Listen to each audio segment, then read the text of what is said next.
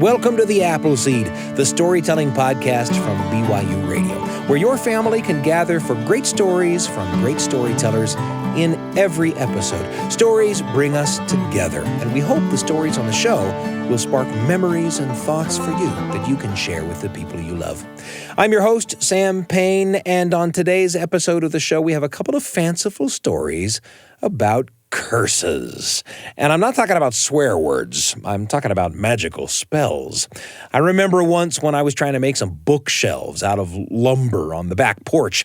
And at first my pencil kept breaking, and then it started to rain, and then I couldn't get a nail to go into the wood without hitting my thumb with a hammer. Simple misfortune, or am I somehow cursed? Ever wondered that when you can't get things to go your way? Well, in stories, magical curses often wind up helping characters change for the better, or turn them into heroes as they work to break the curse, or at least make them sorry for whatever wicked and selfish ways brought the curse on. And our first story is a fractured fairy tale. That's a familiar, traditional tale retold with some new twists invented by the storyteller that help the story say something new. And in this fractured fairy tale, storyteller Donna Washington imagines what it might be like if the Beast from the story of Beauty and the Beast had a fairy godmother, and if the story were told from her point of view. Donna's tale is called Beauty's Beast, and we're happy to bring it to you on the Appleseed. Here's Donna.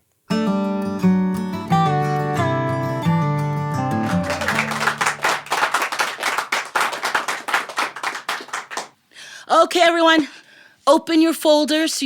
Calm down. Open your folders. There should be a card inside the front pocket. It should be blue. Take it out and hold. Oh, hi, honey. Yours is yellow. Yeah, I know it looked blue in your folder, but it is definitely yellow. All right, this is what you're going to do. You're going to go out the door. You're going to take a left all the way down to the end of the hall. Then you can take a right, and at the far end of the other hall, you're going to find the rest of the yellow fairies. That's right, and trust me, you are not going to be the only yellow fairy in the wrong place this morning. It's okay. Okay. Now, if you have a blue card, congratulations! You have been selected to become a fairy godparent. Don't look at me like that. I did not pick you. No, you're here because for this week's aptitude tests and exercises, you have qualified in this category. You're going to be a fairy god. No, I didn't. No, it's not my fault. All right? I get it. You will be working with the whiniest, most self-centered, most ridiculous people in the planet. They can't help themselves, and then they ask you to give them a wish, which isn't going to solve their problem, and you know it's not going to solve their problem, and you do it anyway, and then later they figure out that it didn't solve their... It's very passive-aggressive. But that's our job, okay? And over the next 9 weeks, you're going to go through exercises. You're going to do all this wonderful stuff. 6 weeks from now, you're going to get your wand. And by the end of this, you are going to be a lean, mean, fairy god parenting machine. Over the course of this time, you're going to have guest lecturers, and I am your first, because they're hoping that you will forget everything I say. Because one of the first rules of fairy godparenting is that you're not supposed to curse your godchildren. But I don't hold with that. Some of them need to be cursed as far as I'm concerned. Some of them need it. No, seriously. What do you mean? You want an example? Okay, no, that won't work. I'm still in trouble for that. Okay, I got one. Okay, so what will happen every year is that you will come here to Fairy Godparent Central. They will give you a list of your fairy godchildren. There's like a little list of people, and there'll be a stack of paperwork. You're supposed to fill out one sheet for every godchild, and then you have to go visit them. And you know when you're going to visit them because they start calling out for you in really ridiculous ways. I need to go to the ball. I want to meet the prince. I can't think of anything to do by myself. I'm crying in the kitchen. You know, that kind of thing. And you show up, and they ask you for stuff, and you grant their wishes. Now, some of them, well, they're just pathetic. Some of them are sweet, some of them are kind, some of them are kind of rude. But I had one year where at the end of the year, I had a single name left on my list. I had not visited him, he hadn't called for me. I thought, is this the first fairy godchild who didn't need anything? I gotta go see this. And I showed up at his palace, and all the windows were full of yellow light. It was beautiful. I thought, yes, this one has it down. I turned myself into a crone. I do a good crone.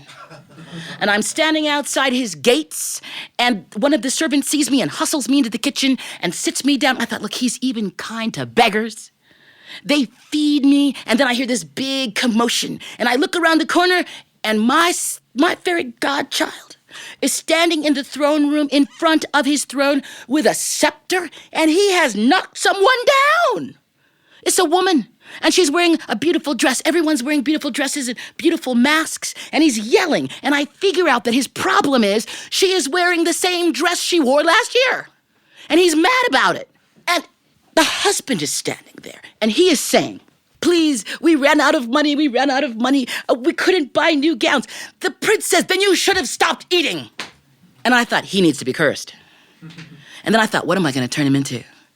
Frogs, dogs, bears, ravens. I've done it all. But I didn't want any of those creatures to get a bad name from that thing. And I came up with it. I suddenly walked in, and he saw me, and he said, who brought that baggage in? He called me a baggage. I whipped out my wand, and I did my thing, and I looked good. Because I can put on a ball gown with the best of them.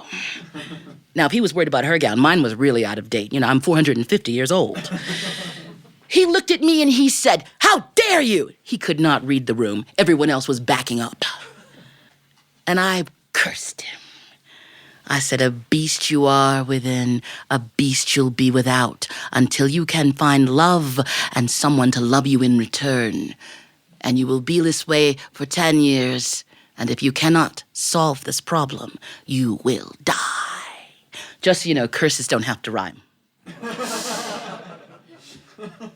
Now, it was pretty good. The beast within popped right out. He looked terrible. Big, furry, flaggy thing, black and brown and gray, great big old piercing eyes, fangs. It was beautiful. Everyone else took a big gasp, and I just waved that one. I just snatched his memories right out of their heads. Nobody would remember who he was. Then I waved it again. They all disappeared back at their own homes. They thought they'd had spent an evening at a party, at a manor house, having dinner. Nobody even remembered where they were. Wave that wand again. All the servants turned invisible, because otherwise you have to feed them. And they were just hands to do his bidding. And he stood there staring at me. What have you done to me? Well, I fixed you. You were broken, and I fixed you. Remember what I said. You must find someone to love you. Now, you might think that that was a really terrible thing to do, but I learned something important the first time I cursed a godchild. You have to stay with them. I spent 30 years in a pond. Now I'm in a castle. I'm going to spend 10 years here in the library, reading. I left him wallowing in himself. I went up to the library. I cracked open some books, and I started enjoying myself. I didn't see him again for 4 years. He showed up. He was terrible. He stank. He had burrs in his fur. His teeth were yellow. I thought, oh, this is ridiculous. He said, what did you do to me? No one will love me. I said, no one will love you. Take a bath. That would help. Have some respect. Brush your fur. Brush your teeth. Put on your best face. Somebody will love you, but you can't. You have to love yourself first. He crawled away. And then I got this weird fairytale person itch. The fairytale person itch happens when fairytale people are doing dumb things. If you're a fairytale person, don't have 3 children. Because if you do, it will be a problem. If you're a fairytale person, don't be really happy, because that will be a problem. If you're a fairytale person, don't be too much in love. That will be a problem. Felt the itch. Some fairytale person was not doing the right thing. I showed up in a house, 3 beautiful daughters, a beautiful wife, a really wealthy husband, merchant ships. I sank his ships, sent a fever to his wife, went back to my library. Look, that's just my job, okay? He came back in about a year later. He looked pretty good. He had been doing introspection. Look, I'm a fairy godmother, not a therapist, okay? He's sitting in there going, I've thought about this a lot. I do love myself now, but I don't think I should be with anyone. I mean, what if I met someone and the beast goes back within and I become a terrible person? And then we sat and we talked, and I actually got to like him. He was really sweet. He was a dear, dear thing. And I knew he'd find love because that's how these curses work. And we chatted and we read books together. And I gave him a magic mirror so he could see the rest of the world, so he wouldn't go too close in on himself. And I sent him off. He showed up about 8 years. We're 8 years into the curse. He still hasn't found anyone to love. He's seeing me almost every day. He's saying, I just don't think I can do it.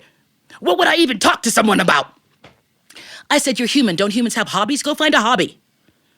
The gardener had stopped working the grounds. He was invisible except for his hands. Nobody knew who he was. He wasn't working. The prince went out and started working the grounds. And he grew roses, and they were so beautiful.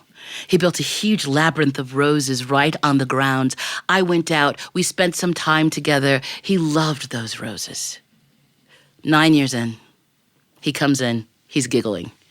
What happened? He said, there was a man in the garden. I really, what was he doing? Picking my roses? No, yes. Humans are terrible. They are. What'd you do to him?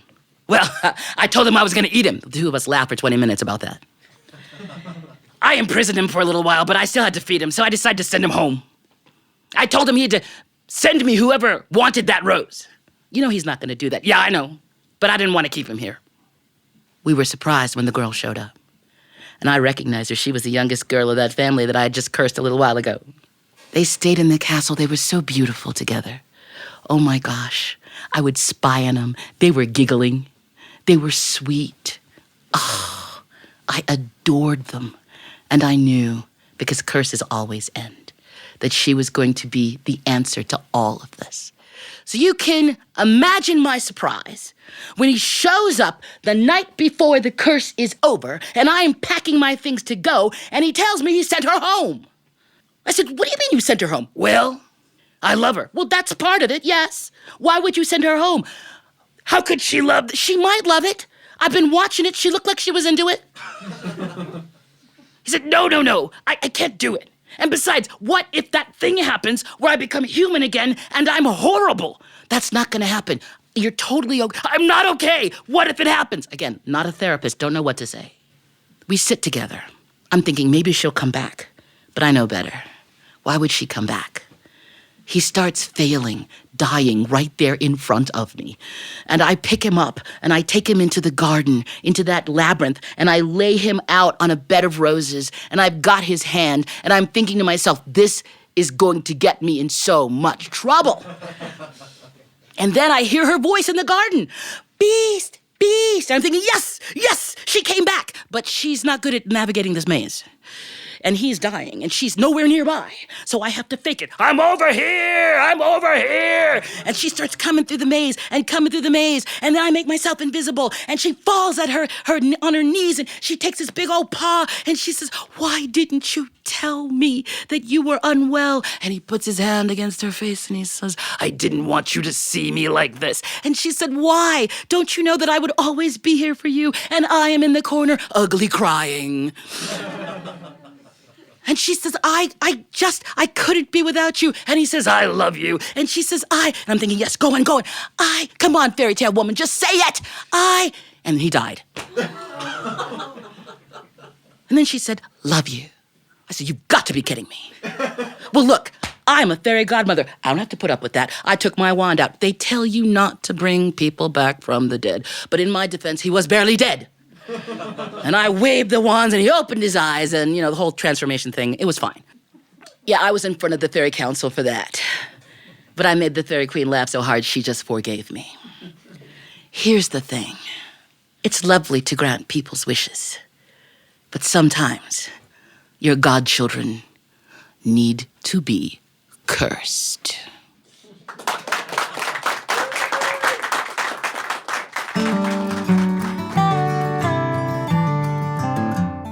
That was Donna Washington with Beauty's Beast. And listening to this story brings back for me a memory. When I was in high school, I took a test that was designed to help me discover some of the things I was good at. Have you ever taken a test like that? When I was a kid, where I went to school, everyone did. It was supposed to help us figure out the sorts of careers we might like to have. And it was kind of a crazy test. There were questions about the kinds of movies you liked and questions about whether you'd rather go to the beach or a rock concert and questions that made you look at shapes and describe them. And there were questions that tested how you felt about the relationships in your life. And even, it seems, questions about what kind of weather you liked best. I think I'm remembering that right. And on it went. It took hours, and then you had to wait longer, like weeks, for the test to be evaluated. And then I remember it came to be my turn to have a meeting with the school counselor, who went over the test with me, just like he'd gone over the test with all my schoolmates. And together, we unpacked the results. And I remember at first that the things the counselor showed me about the results of the test were things I didn't like about myself. I mean, for example, I was a really shy kid. Shy inside, anyway. I say inside because I did a lot of stuff that non-shy people did. I performed on stage a lot as an actor or a singer, went to football games, did student government stuff, things like that. But inside, I just kind of wanted to be alone with my thoughts. A lot of other people around made me anxious, and I didn't like that about myself. So when the big test looked like it was saying that those things about me were related to things I was good at, it was a little confusing. But as we talked about it, my counselor helped me to see that the way I felt, while it filled me with anxiety about some social stuff, also filled me with stuff like introspection, thoughtfulness, observation, listening before speaking, an ability to relate to people in meaningful ways one-on-one.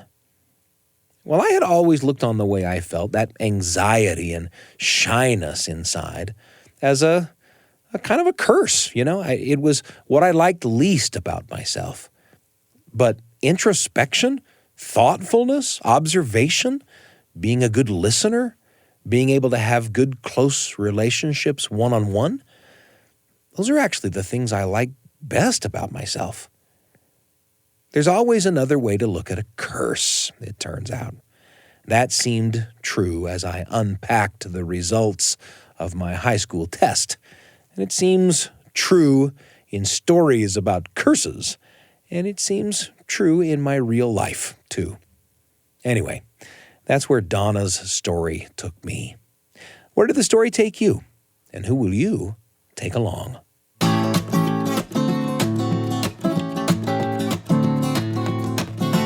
Lively conversation is guaranteed when we listen to stories on the Apple Seed.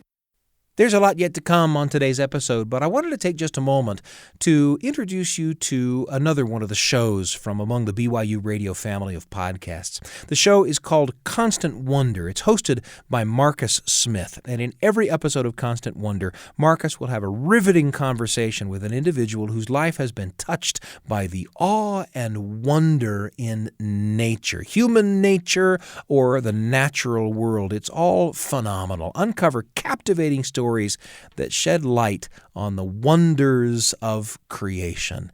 And you'll walk away feeling a little awestruck yourself from just about every episode. It's Constant Wonder with Marcus Smith. You can find it on Apple Podcasts or Spotify or YouTube, all kinds of ways to listen to Constant Wonder whenever you like. Get a little dose of awe. Constant Wonder from BYU Radio.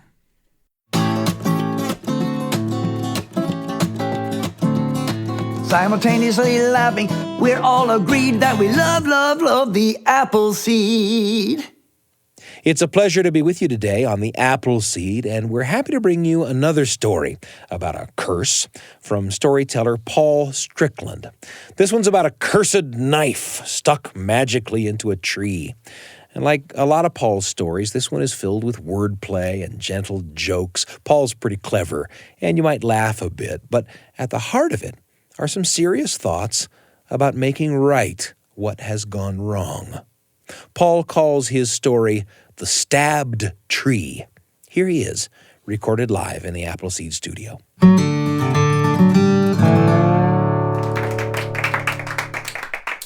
There was once a knife that was cursed and stabbed into a tree, and no one could pull that knife out of that tree, no matter how strong they claimed to be. Here's what happened. There was once a village, and in that village lived a witch. And this witch was not like most witches are portrayed in stories. This witch was a good witch. She used her magical skills and powers to help the village. But here's what happened. People in the village heard the word witch and panicked, and they banished her from the village. They didn't ask any follow-up questions. They just heard witch, gathered, banished her, and betrayed, thrown out of her home. That witch cursed that knife and stabbed that tree, and no one could pull that knife out of that tree, no matter how strong they claimed to be. Now, that tree was very important to this village because that tree produced the world's most delicious apples. And this village was known the world over for making the world's most delicious apple pies. But when that witch cursed that knife and stabbed that tree started producing crab apples. And what's worse, ocean crab apples, which are way too salty for anybody's apple pie. And even if you are some weirdo who likes salty apple pie, shouldn't eat them from the apples from that particular tree. That tree was nowhere near the ocean. How fresh could the crab apples even be? The village panicked. They tried everything. Everybody in the village tried to pull that knife out of that tree. They started throwing money at the problem. They hired a burly lumber Patrick. His name was not Jack.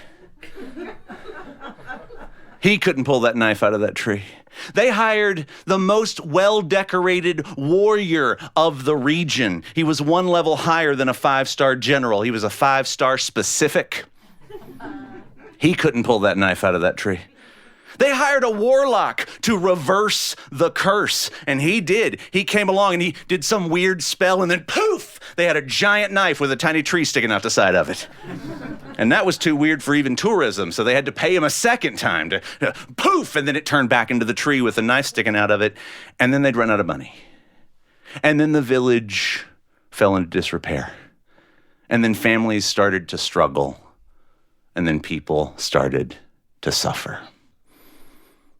And generations went by, and generations went by, and generations went by, until one day, a 7-year-old girl was walking down the path that she had walked 100 times before or more. She was walking down the path, and she reached up, and for the first time in her life, she had grown just tall enough that she could reach up and wrap her hand around the handle of that knife in that tree for the first time. Now, this little girl did not know that she was the great niece of that witch who had cursed that knife and stabbed that tree. But that doesn't matter for this story.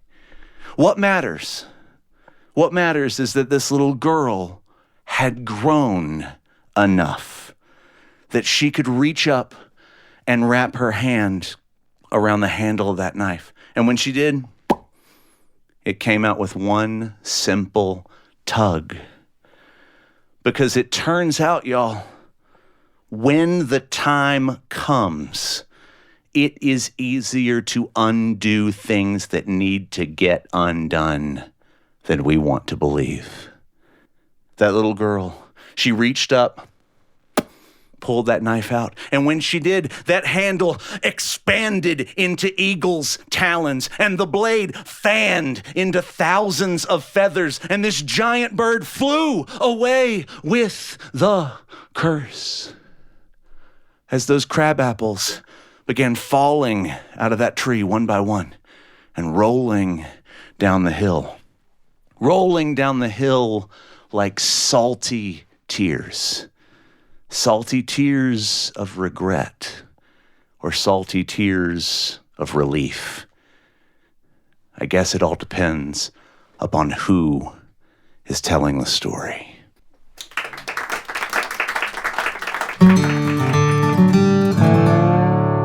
That was Paul Strickland with The Stabbed Tree. Think about that story and about how you might have grown enough to get out from under something you might have looked on as a curse? What are the ways you step forward and, like the girl in Paul's story, undo what needed to be undone? You may have powerful things to say, things that unfold from those thoughts and make for stories worth hearing. Stories, in fact, that it might be important to tell. We want to thank Donna Washington and Paul Strickland for sharing with us today.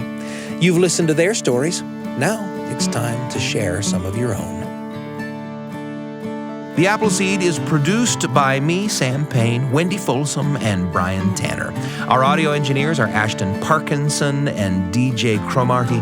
The rest of the Appleseed team, Kira Van Dam, Kelly Wermeister, Tristan Schetzel, Kay Hendricks, and Nico Wetzel.